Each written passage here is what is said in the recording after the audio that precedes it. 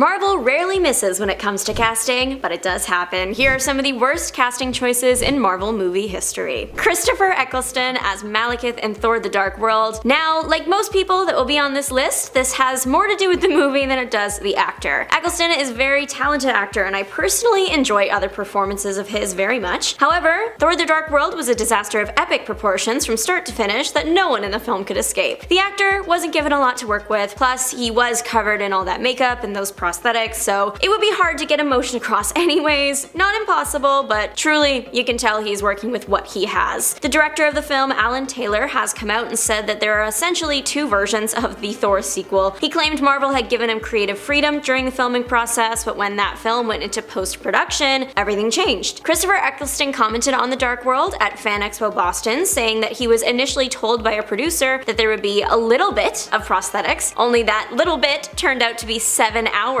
worth of it. He also spoke on the importance of having an actor's eyes available to the audience to form a connection, which of course he didn't have. He said that the only thing he had going for him was that he thought Alan Taylor was a great director for actors. So maybe Eccleston did produce an Oscar-worthy acting performance, we just never got to see it. Now, I know that Thor: The Dark World is considered one of the worst films in the MCU, but there were Marvel films out before the MCU was ever a thought, and one of the first and the worst was the Howard the Duck movie. One reviewer said that watching it for free on streaming nowadays seems like a price too high to pay. Would you believe me if I told you that George Lucas produced this movie? I would argue that every casting choice made for this one could have been better. Some actors were cast but got out of there as fast as possible, like Robin Williams. He was originally the voice of Howard the Duck, but it wasn't a good fit for an actor like Williams, who's known for his distinct tone and improv. He said, "I am being handcuffed in order to match the flapping duck's bill." Howard the Duck did have an actor physically playing him, a young Jordan Prentice during the day, and then adult Ed Gale at night. This was not a great choice because the adult was just like a little bit taller than the boy, and the film's editors couldn't make the day and night sequences look good together. Many people seem to agree that this film was a flop if the 13% critics and 38% audience score on Rotten Tomatoes is anything to go off of. Now, I do apologize if this is anyone's like, I saw this when I was little and now it's my comfort movie. Believe me, I have some films that I know are awful but absolutely adore, but you have to recognize that this movie set back the superhero genre. In all fairness, the character of Howard the Duck from the comics is also incredibly strange, so I guess the film kept that aspect of him alive. Christian Bale is yet another seasoned actor that fell victim to a poorly received Thor film. If I had a nickel, it's weird that it happened twice. Christian Bale as Gore in Thor: Love and Thunder actually wasn't bad. He did a good job in the role. It's just the movie that did him dirty. Christian Bale is such a great actor in general, but not even that. He's shown over and over that he is a great superhero and action movie actor. He deserved to be a bigger deal in the MCU, plus the character of Gore is so ruthless and cool in the comics, it just would have been cool and nice to explore that on the big screen. Some of Marvel's worst casting choices never even made it to filming, like Stuart Townsend for example. Townsend was never the original choice for his role, which was Fandral in Thor. That was actually Zachary Levi. However, he had a scheduling conflict, so Marvel went back to the drawing board and decided on Townsend to fill Fandral's shoes. But he never got the chance to originate the role because he left the project due to creative differences. That was the official reason, at least. The alleged, unofficial, rumored reason was that he was difficult to work with. The guy pretty much disappeared from Hollywood eventually, but he probably will never get back in because in 2019, the actor was arrested for being rough with his wife. When police arrived at the couple's home and separated them, Townsend warned his wife not to say anything, but she complained of pain. The actor was released after posting a $50,000 bail. Ben Affleck as Daredevil wasn't the worst thing a Marvel movie has ever seen, but when you put him up against the current Daredevil, Charlie Cox, I fear he doesn't stand a chance. Marvel fans generally agree that Charlie Cox's portrayal of the hero is the better of the two. Now, that doesn't mean Affleck did a terrible job. His Daredevil movies are actually pretty good, but the common criticism that you'll see about his performance is just that it was a bit corny. Fans generally agree that Charlie Cox's take on the character is more grounded and has just like better moments, like the infamous stairwell fight from season 2. In Affleck's defense, he has only had like one movie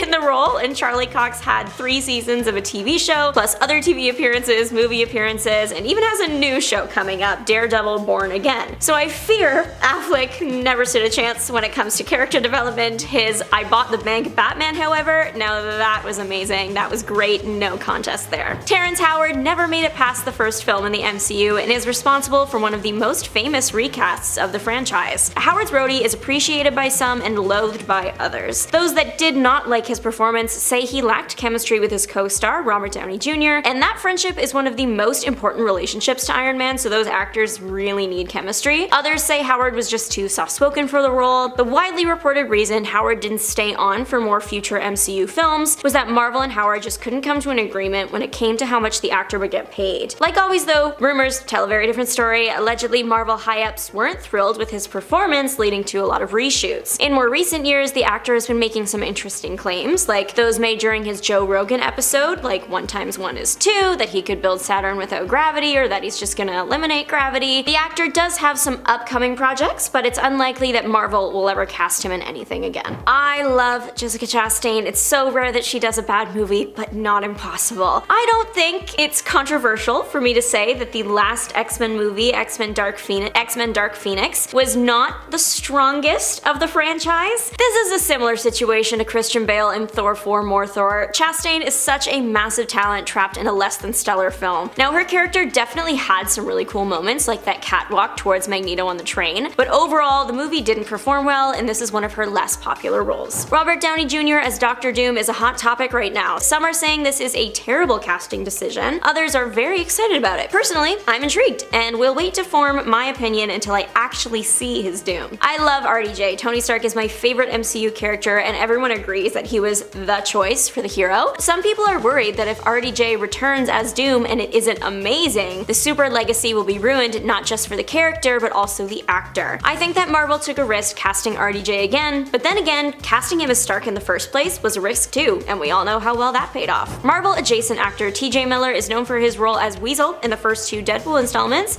and I am sure that is a major casting regret after everything this man has done in the past few years. You might have noticed that he wasn't in Deadpool and Wolverine. That's because it came out that he wasn't a very good person. Shortly after filming for Deadpool 2 Wrapped, a former partner of Miller's came forward to accuse him of acting violently towards her. The actor insists that the accusations are not true, but following them, he was dropped from another role of his in the How to Train Your Dragon animated franchise. There are other controversies he caused, like when he called in an explosive threat on a New York Amtrak train that did turn out to be false. Charges against him for that incident were dismissed, but he had to pay back what it would have cost for law enforcement to get to and take care of the situation. But wait, there's more! Miller's on-set relationship with Deadpool co-star Ryan Reynolds wasn't the greatest either. Miller claimed that Reynolds hates him, saying that the actor was horrifically mean to him as the character. According to Miller, the first movie was fine, they actually got on quite well, but that was because Ryan wasn't a big movie star. When his big break came along, Deadpool, Ryan's whole attitude must have changed. Miller went on to call Ryan insecure and said he wouldn't do the 3rd Deadpool even if they paid double. Later, Miller went back on many of these claims and said it was all a misunderstanding and he and Ryan are good now, but after everything, Marvel probably regrets having him anywhere near the Marvel Universe. Putting his personal life aside, lots of Deadpool fans just also weren't that on board with his portrayal of Weasel anyway. Chris Evans as Captain America is one of the best casting choices the MCU has ever made, but he is not the first person to play America's Golden Boy. There have been about 5 Steve Rogers, dating back to 1944, but the one before Evans from the 90s is truly something hilarious and special. Matt Salinger landed the iconic role and he was fighting for his life in those star-spangled boots. Captain America had quite a few out-of-character moments in this film, which is of no fault to the actor of course, but Salinger didn't exactly knock the role out of the park either, unfortunately. The 1990 film currently has a 6% critic score and 19% audience score on Rotten Tomatoes. The whole film is ridiculous, but even just the description gave me whiplash. The comic book superhero fights Red Skull, his 1940s foe, who aims to give the president a brain implant. Like, what are we doing here? Also, this is the movie where Captain America hijacks cars by telling the driver he's sick, making them pull over, have them to come check on him, and then before they can react, he runs back to the car and leaves the person stranded. And he did this twice,